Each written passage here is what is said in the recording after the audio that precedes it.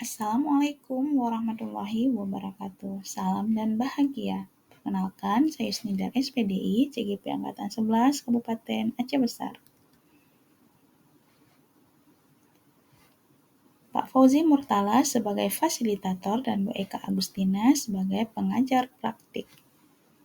Pada kesempatan kali ini, saya ingin membahas tentang koneksi antar materi modul 1.4 budaya positif. Kesimpulan mengenai peran saya dalam menciptakan budaya positif di sekolah. Seorang guru yang baik harus memiliki kemampuan dalam mewujudkan budaya positif di sekolah. Budaya positif tersebut dapat dijalankan dengan menerapkan konsep-konsep inti seperti disiplin positif, memahami motivasi perilaku manusia berkaitan dengan hukuman dan penghargaan, posisi kontrol seorang guru, pembuatan keyakinan sekolah atau kelas, dan penerapan segitiga restitusi dalam penyelesaian masalah. Yang pertama yaitu disiplin positif. Disiplin positif cara penerapan disiplin yang mengajarkan anak-anak bertanggung jawab dan menumbuhkan kesadaran diri berdasarkan nilai-nilai kebajikan. Disiplin positif lebih ke arah disiplin diri yang dapat mengontrol diri dalam melakukan segala tindakan. Disiplin positif dapat membuat murid mengalami dan menyadari berdasarkan motivasi internal, bukan akibat paksaan, pujian, atau hukuman. Berikut adalah motivasi perilaku manusia. Untuk menghindari ketidaknyamanan atau hukuman, untuk mendapatkan imbalan atau penghargaan dari orang lain, untuk menjadi orang yang mereka inginkan dan menghargai diri sendiri dengan nilai-nilai yang mereka percaya. Motivasi perilaku manusia yang ada pada peserta didik apabila hanya memiliki dua bentuk, yaitu untuk menghindari ketidaknyamanan atau hukuman, untuk mendapatkan imbalan atau penghargaan dari orang lain, ini barulah mereka mendapatkan motivasi eksternal saja. Jadi tugas kita sebagai guru memunculkan motivasi internal pada diri anak kita tersebut, di mana kita berharap murid tersebut bisa menjadi orang yang mereka inginkan dan menghargai diri sendiri dengan nilai-nilai yang mereka percaya. Guru harus menghindari hukuman dan pemberian penghargaan berlebihan agar meminimalisir motivasi eksternal dalam diri murid.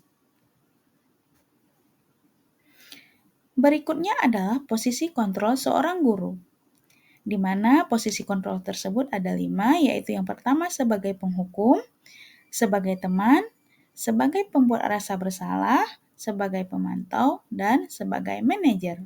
Dari kelima posisi kontrol guru tersebut, yang paling bagus digunakan adalah posisi sebagai manajer.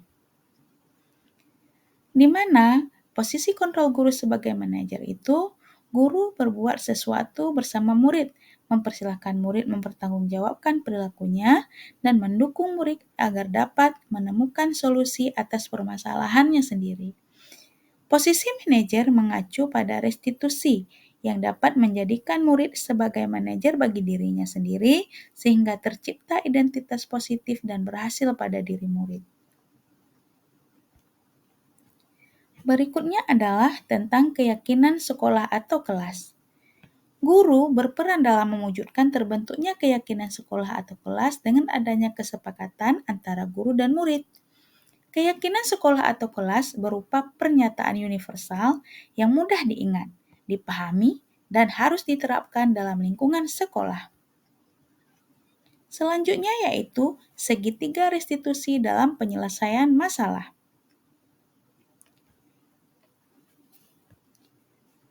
Guru berperan sebagai manajer, menggunakan segitiga restitusi dalam penyelesaian masalah melalui 3 tahapan, yaitu menstabilkan identitas, validasi tindakan yang salah, dan menanyakan keyakinan, dengan tujuan yaitu untuk menghasilkan murid yang mandiri dan bertanggung jawab.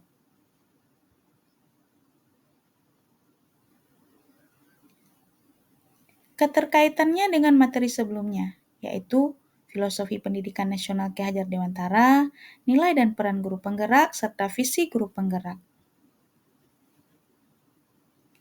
Budaya positif meliputi filosofi Ki Hajar Dewantara, nilai dan peran guru penggerak, visi guru penggerak, di mana filosofi Ki Hajar Dewantara dengan menjalankan budaya positif di sekolah, maka akan mempermudah dalam tercapainya tujuan pendidikan nasional sesuai dengan filosofi Ki Hajar Dewantara, yaitu pendidikan yang berpihak pada murid dan bersifat menuntun, tumbuh atau hidupnya kekuatan kodrat pada murid.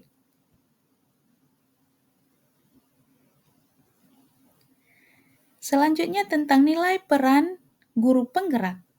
Budaya positif dapat terwujud jika seorang guru memiliki 5 nilai guru penggerak, yaitu berpihak pada murid, mandiri, inovatif, kolaboratif, dan reflektif. Budaya positif dapat terwujud dengan mendorong kolaborasi antara semua warga sekolah, dengan adanya keyakinan sekolah yang harus disepakati dan dijalankan bersama. Selanjutnya yaitu tentang visi guru penggerak.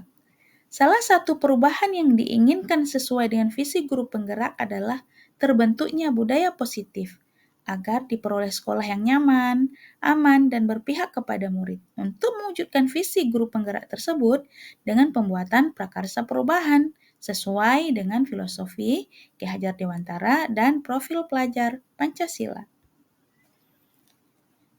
Berikut adalah refleksi dari kegiatan modul 1.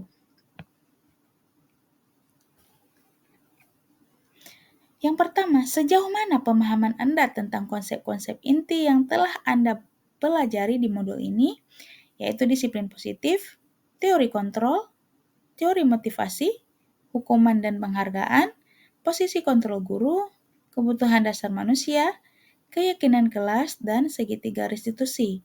Adakah hal-hal yang menarik untuk Anda dan di luar dugaan? Saya sudah memahami konsep-konsep inti dalam modul budaya positif berkaitan dengan disiplin positif, teori kontrol guru, kebutuhan dasar manusia, keyakinan kelas, dan segitiga restitusi. Nah, seluruh konsep inti tersebut harus diresapi dalam diri, diwujudkan dalam tindakan, dan dibagikan pada rekan sejawat sekolah. Hal menarik bagi saya dan di luar dugaan adalah saat saya mempelajari motivasi perilaku manusia berupa penghargaan. Ternyata penghargaan dapat berdampak kurang baik bagi murid. Di antaranya dapat merusak hubungan, mengurangi ketepatan, menurunkan kualitas, mematikan kreativitas, dan bersifat menghukum. Yang kedua, perubahan apa yang terjadi pada cara berpikir Anda dalam menciptakan budaya positif di kelas maupun sekolah Anda setelah mempelajari modul ini?